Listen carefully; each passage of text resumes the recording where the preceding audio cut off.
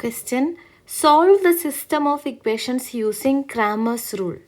അപ്പോൾ Cramer's rule use ചെയ്തിട്ട് ഈ സിസ്റ്റം ഓഫ് ഇക്വേഷൻസ് എക്സിൻ്റെ വാല്യൂ, വൈയുടെ വാല്യൂ, ഇസഡിൻ്റെ വാല്യൂ കണ്ടുപിടിക്കണം. എക്സ്, വൈ, ഇസഡ് ഈ 3 ഇക്വേഷൻസ് സാറ്റിസ്ഫൈ ചെയ്യുന്നു. അങ്ങനെയാണെങ്കിൽ ക്രാമേഴ്സ് റൂൾ യൂസ് ചെയ്തിട്ട് എങ്ങനെയാണ് സോൾവ് ചെയ്യേണ്ടതെന്ന് നോക്കാം. ആദ്യം നമ്മൾക്ക് ഡെൽറ്റ എന്നുള്ള വാല്യൂ വേണം. പിന്നീട് ഡെൽറ്റ 1 എന്നുള്ള വാല്യൂ വേണം. ഡെൽറ്റ 2 എന്ന വാല്യൂ വേണം. ഡെൽറ്റ 3 എന്ന വാല്യൂ വേണം. ഇത് ഡെൽറ്റ വേണം, ഡെൽറ്റ 1, ഡെൽറ്റ 2, ഡെൽറ്റ 3 വേണ്ടത് എന്തുകൊണ്ടെന്ന് വെച്ചാൽ ഇതിനകത്ത് 3 വേരിയബിൾസ് ഉണ്ട്, എക്സ്, വൈ, ഇസഡ്. അപ്പോൾ ഡെൽറ്റ 1 വേണം, ഡെൽറ്റ 2 വേണം, ഡെൽറ്റ 3 വേണം. ഇത് കൂടാതെ ഡെൽറ്റയും വേണം. ഓക്കെ, അതെങ്ങനെ കണ്ടുപിടിക്കണമെന്ന് നോക്കാം. ഡെൽറ്റ കണ്ടുപിടിക്കാനായിട്ട് എല്ലാത്തിൻ്റെയും കോഎഫിഷ്യൻസ് വേണം. ഓക്കെ, -2 എക്സ് അല്ലേ, അപ്പോൾ -2, 4 വൈ ആണ്, അപ്പോൾ 4, ഇസഡ് 1 ഇസഡ് അത് 1, പിന്നെ -2, 2, 1 ഇസഡിൻ്റെ 1, -6, 1, 6. ഓക്കെ, ഇതാണ് ഡെൽറ്റ. ഇനി നിങ്ങൾ ശ്രദ്ധിക്കേണ്ടത് ഈ ഈക്വൽ ടുവിൻ്റെ ഇപ്പറ 3 ആളുകളുണ്ട്, 4, -1, -26. ഡെൽറ്റ 1 കണ്ടുപിടിക്കുമ്പോൾ ഒന്നാമത്തെ പൊസിഷനിൽ എന്ത് എഴുതണം? 4 -1 -26 എഴുതണം. ഓക്കെ, ഡെൽറ്റ 2 കണ്ടുപിടിക്കുമ്പോൾ അത് നമ്മൾ എഴുതേണ്ടത് രണ്ടാമത്തെ പൊസിഷനിലാണ്, 4 -1 -26. ഡെൽറ്റ 3 കണ്ടുപിടിക്കുമ്പോൾ അത് നമ്മൾ എഴുതേണ്ടത് മൂന്നാമത്തെ പൊസിഷനിലാണ്, 4 -4 26. ഇനി ബാക്കി പോർഷൻസ് എങ്ങനെ ഫില്ല് ചെയ്യേണ്ടതെന്ന് നോക്കാം. ഇപ്പോൾ ഒന്നാമത്തെ പൊസിഷനിൽ എഴുതി 4, ഡെൽറ്റ 1ൻ്റെ കേസിൽ ഒന്നാമത്തെ പൊസിഷനിൽ നമ്മൾ എഴുതി 4 -4 -26 എഴുതി. ബാക്കി 2 പോർഷൻസ് എടുക്കേണ്ടത് ഇത് രണ്ടിന്നുമാണ്. ഡെൽറ്റേൻ്റെ ആദ്യത്തെ പൊസിഷൻ മാറ്റിയിട്ട് നമുക്ക് ആവശ്യമുള്ളത് എഴുതിയിട്ട് ബാക്കി 2 അതുപോലെ എഴുതുക.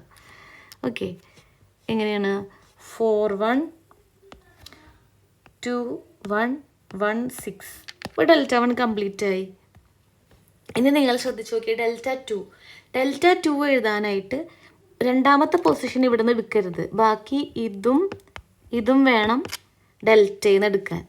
ഓക്കെ, അപ്പോൾ -2 -2 -6 എഴുതി, 1 1 6ഉം എടുത്ത് എഴുതി. ഇതേ മെത്തേഡ് തന്നെ ഡെൽറ്റ 3 എഴുതാൻ. മൂന്നാമത്തെ പൊസിഷൻ എടുക്കരുത്, ബാക്കിയുള്ള ഇത്രയും ഭാഗം എടുത്തോളണം.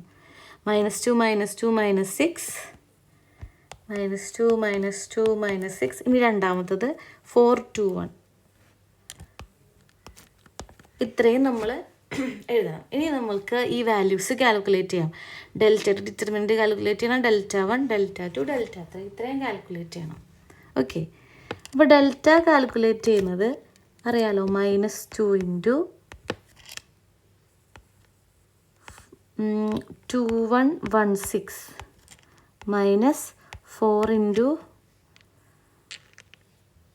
-2 1 -6 6 +1 × -2 2 -6 1, which is equal -2 multiplied by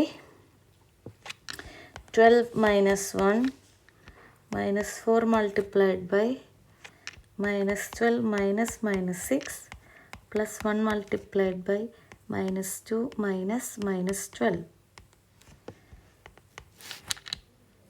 -2 × 11 -4 × -12 + 6 -6 +1 × -2 +12 10, which is equal -22 + 24 + 10 -22 + 24 2 + 10 12 answer ആയിട്ട് വരും.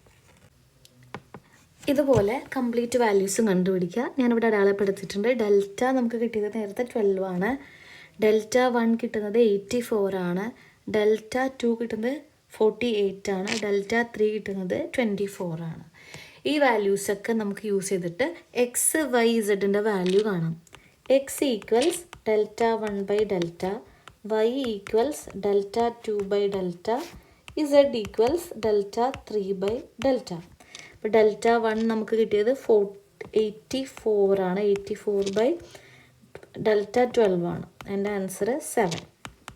ഇനി നമുക്ക് ഡെൽറ്റ 2 കിട്ടുന്നത് I think it is 48 by 12. അത് നമുക്ക് 4 കിട്ടുന്നു. ഇനി ഡെൽറ്റ 3 നമുക്ക് കിട്ടിയത് 24 ആണ്, 24 ബൈ 12 ഈക്വൽസ് 2.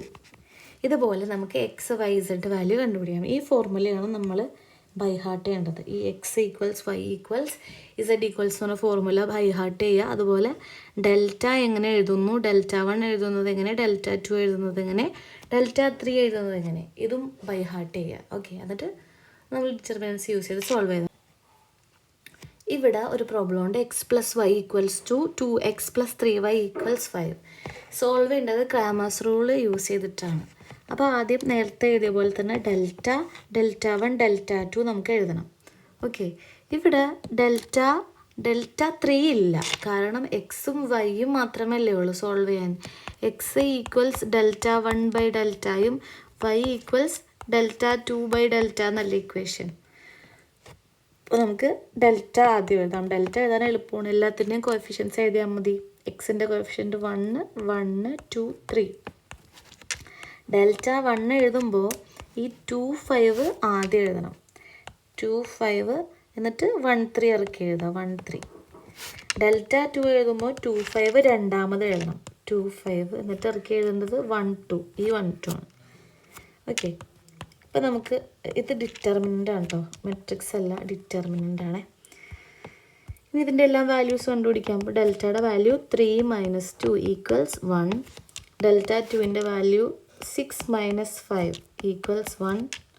ഇതിൻ്റെ വാല്യൂ 5 - 4 ഈക്വൽസ് 1. അപ്പോൾ X equals delta 1 by delta എന്ന് പറഞ്ഞാൽ 1 ബൈ 1 ഈക്വൽസ് 1. വൈയുടെ വാല്യൂ ഡെൽറ്റ 2 ബൈ ഡെൽറ്റ, രണ്ടും 1 ആണ്, 1 ബൈ 1 ഈക്വൽസ് 1. അപ്പോൾ X equals 1, Y equals 1. Simple problem.